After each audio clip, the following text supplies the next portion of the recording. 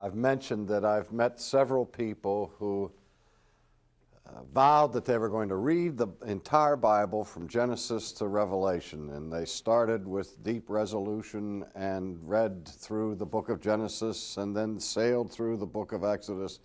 But once they hit the book of Leviticus, they began to lose some of their zeal for their reading through the Bible, and many drop out in the middle of the book of Leviticus. Some endure Leviticus and make it to the book of Numbers, and then they fold their tents and go home. And it is a rare few that read all the way through the Pentateuch, Genesis, Exodus, Leviticus, Numbers, and Deuteronomy. And the reason for that is simple, and that is that in Genesis and Exodus we have historical material with which we're at least vaguely familiar, and there's a lot of action and interest in the information that's found therein. But as soon as we get to Leviticus, we encounter information and material in the Bible that in many respects is completely foreign to us. Because the book of Leviticus contains long and detailed discussions of specific rules and regulation for the behavior of the people in the celebration of religion within Israel. There are detailed descriptions of how a person can discern the difference between a normal, harmless skin rash and the discerning of leprosy. And people get bogged down in this because it's so foreign. That's why I often recommend to people in their maiden voyage through Scripture that they read a quick overview of the historical books first and then go back and fill in the gaps with these more difficult pieces of literature. And that's what we're trying to do in this introductory survey of the Old Testament, to provide you with the overview of a framework or the structure of the whole of Scripture, and then hope that you will go back and read the individual chapters and verses of each book of the Bible. And I have to say this, as much as we may struggle initially with books like Leviticus and Numbers and Deuteronomy, those three books of the Pentateuch are a virtual storehouse of wealth of detailed information that has profound meaning for our understanding of the New Testament, and we'll often miss it the first time through because we don't have that basic structure in which to place the details of these books. But the book of Leviticus is called Leviticus in the history of the church because it gives all of the rules and regulations for the activities of the tribe of Levi. It was the tribe of Levi from which the priesthood was established in the Old Testament. Aaron and his descendants were called to serve in what we call the cultus of Israel. Now, I'm almost afraid to use that word at all in the course of these lectures, because as soon as we hear that word cultus, it conjures up in our minds the idea of something dreadful, namely of a cult. We think of cults as being these extreme, radical fringe sects that are involved in things like Jonestown and the like. But this is really a technical term that describes the life and activity of any religious community. And Israel has an elaborately established cultus, that is, religious community. And it does not carry the negative connotation that the word cult does. But the book of Leviticus is very much concerned with Levitical principles and what we call ritual law. And it's because the rituals of the Old Testament are so strange and foreign to us that we sometimes become bored or intimidated by the material found in the book of Leviticus. But if we stop for a moment and remember that every ritual, that is, every rite that God instituted among His people in the Old Testament, had some significance that points beyond itself to the fulfillment of redemption that comes to pass in the person and work of Christ. So as we look carefully and minutely at some of these detailed rituals of the Old Testament, there's a sense in which they just open up for our understanding the depth and the riches of what we find in the New Testament. The book of Numbers is called by that name because it's basically concerned with the numbering of the tribes and their situation and apportionment to the various places that they would occupy in the Promised Land. And the book of Deuteronomy, the prefix deutero means second, and the Greek word nomos means law. And so the book of Deuteronomy simply refers to the second book of the law, which in a sense is a recapitulation of all of the law that we find in, particularly in Exodus and later on in the other books of the Pentateuch. But what we're going to do today is look chiefly at the significance of the book of Leviticus for the Old Testament priesthood. If there is one overarching theme that we find in Leviticus, it is the theme of holiness.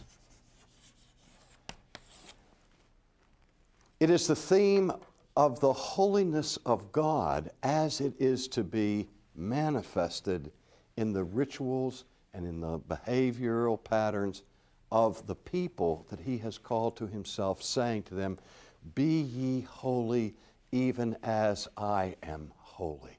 And so all of these rites and laws that govern the cultic life of Israel are concerned about maintaining the holiness of the nation. And it begins really earlier in Exodus with the institution and ordination of the priesthood. Because in the first instance, the fundamental purpose of the priest in the Old Testament was to be God's minister of the holy. Now, one of my favorite passages that illustrates this in the Old Testament is found in the 10th chapter of the book of Leviticus. It's one of those dramatic incidents that are recorded there, but sheds enormous light on the significance and the role of the Levitical priesthood.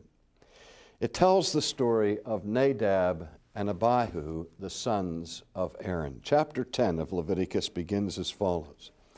Then Nadab and Abihu, some call him Abihu, but I'm going to call him Abihu. Then Nadab and Abihu, the sons of Aaron, each took his censer and put fire in it, put incense on it, and offered profane fire before the Lord, which he had not commanded them.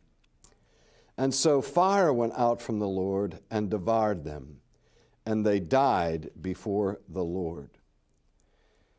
Now, these two verses give us a succinct, terse, summary description of what happens. I mean, this is so characteristic of the Old Testament to just sort of skim over lightly profoundly important events and almost make them appear as postscripts to Old Testament history. But certainly for Aaron, this was a dramatic moment in his life because his two sons, who were following in his footsteps, who had been ordained and consecrated to the priesthood, came before the altar and offered what the Bible calls strange fire. That is, these young priests were experimenting with certain innovations in the process of worship that had not been consecrated or prescribed by God. And on the surface, it looks like a harmless type of thing. But God's response to their innovation and their changing of the divinely ordained mode of worship was to kill them instantly. Now let's read what happens as a result. And Moses said to Aaron, "This is what the Lord spoke, saying, by those who come near me, I must be regarded as holy. And before all the people, I must be glorified." So Aaron held his peace. Allow me the liberty and license for a moment to read between the lines here. When Aaron discovers that his sons have been killed instantly by the God they were consecrated to serve, and the God Aaron is giving his life in dedication to, he must not only have been profoundly grieved by the death of his sons, but he must have been totally bewildered and upset that God would do this. And many of us today, when we read stories like this in the Old Testament, are offended by them. What kind of a God would summarily execute priests for what seems to be such a small and insignificant thing? And I can hear Aaron rushing to the tent of Moses, because after all, Aaron, even though he's consecrated as the high priest and the chief priest of Israel, is still not the leader of Israel.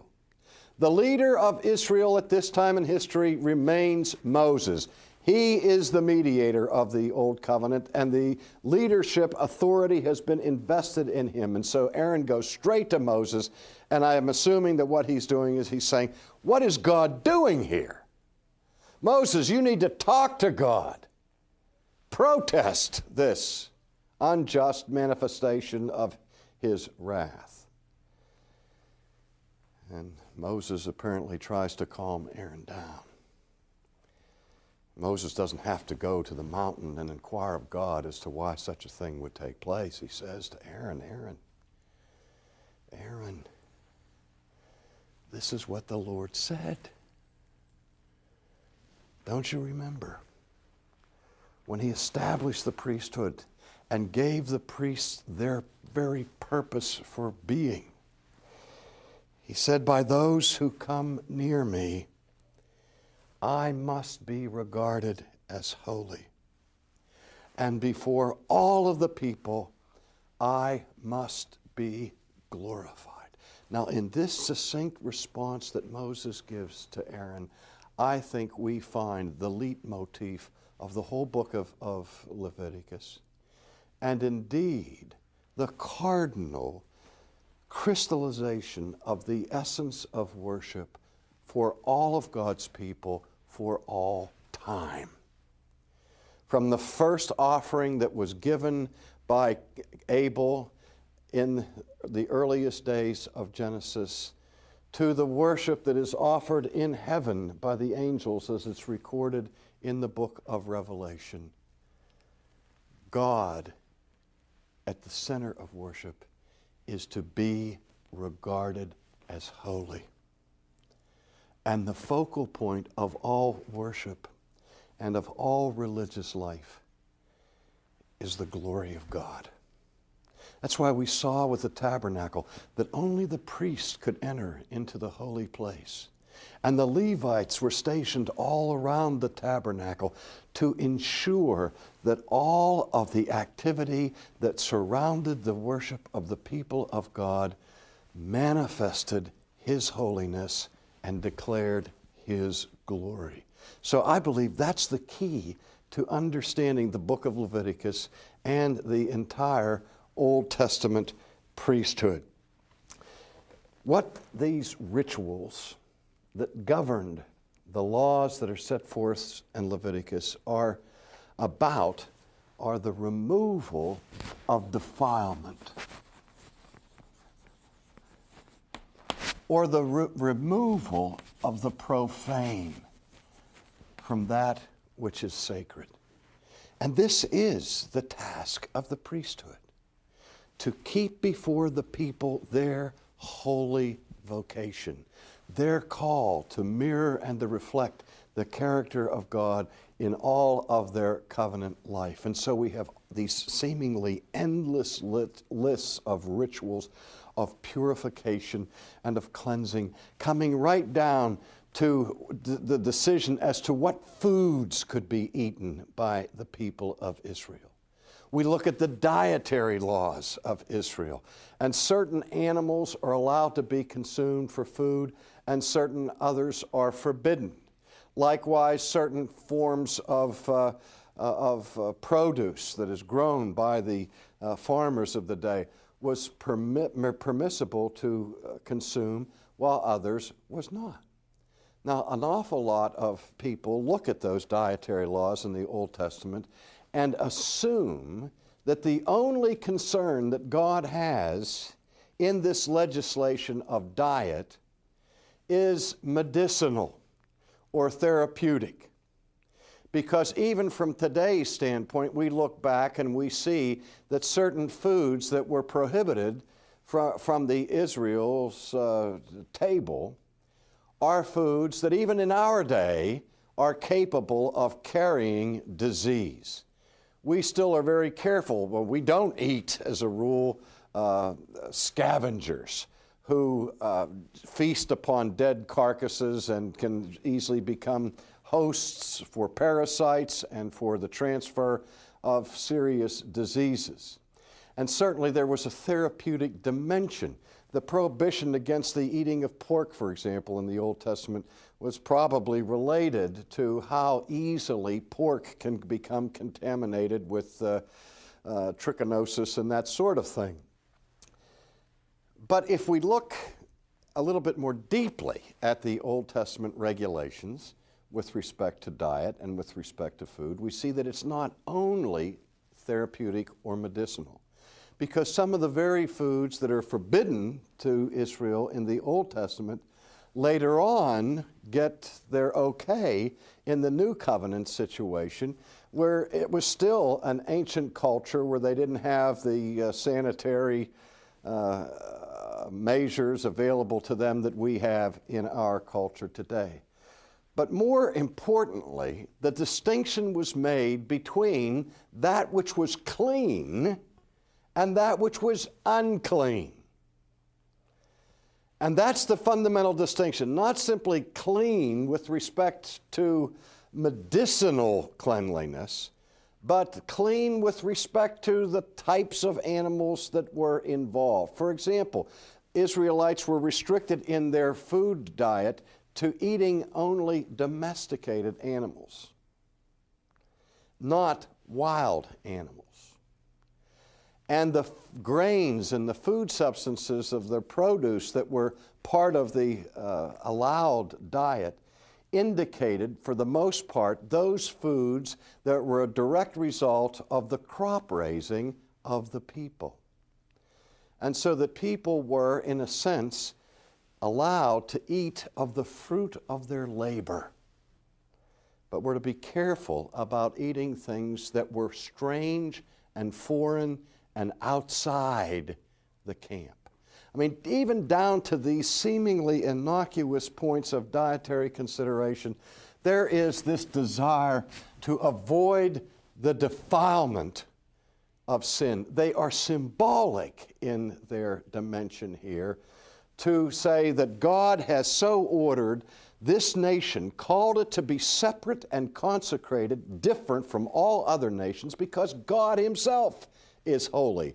God Himself is other. God Himself is different from us. And the fundamental difference between God and His people is the difference between the one who is absolutely pure and holy and His creatures who have become sinners. Now, all the world has been plunged into sin. But God, in His purposes of redemption, to redeem His people from sin, creates a nation and say, I'm going to make you different.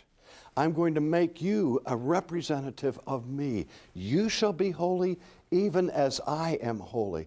And down to the last detail, I'm going to legislate a nonconformist view so that people will look at you and see that you are different. And this became a matter of great moral commitment to the godly people of Israel, so that when they were carried away in captivity and they were commanded to eat of the food of the foreign nations, they refused to do it because they didn't want to violate these laws and become defiled in the sense or in the presence of God. And so the theme of the holiness of God and the sinfulness of man recurs throughout the book of Leviticus. Now, the priests, in addition to being responsible for all of these ritual laws, were also responsible to some degree for being civil administrators. They held the role that later would be given to the judges, and they were the physicians of the day. I mentioned that lengthy section in the Old Testament there where people have to go through this detailed list of examination for the purpose of diagnosis to see whether it's a harmless skin rash or to see whether it's leprosy. And it was the priests who were responsible to make the final diagnosis in cases like that. You recall in the New Testament when Jesus healed the lepers. When he was finished healing the lepers, he said to them, "Go and show yourself to the priest." That's like saying, now go to your doctor and have the doctor confirm that you are indeed healed from this dreadful disease.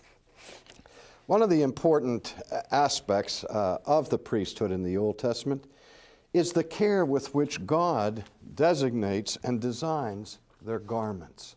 That we find earlier in the book of Exodus, in Exodus 28. Exodus 28 begins with these words. God is speaking, and he says, "Now take Aaron your brother and his sons with him from among the children of Israel, that he may minister to me as priest, Aaron and Aaron's sons, Nadab, Abihu, Eleazar, and Ithamar. And you shall make holy garments for Aaron your brother, for glory and for beauty." And then what follows is an elaborate, detailed description of the design of the ephod, the breastplate, and the turban, and the names that are inscribed across the gowns of the priest, that they are to be holy unto the Lord. But we wonder, why this detail in the dress and the garments of the priest? And God gives the answer. He said, I want these priests to be different.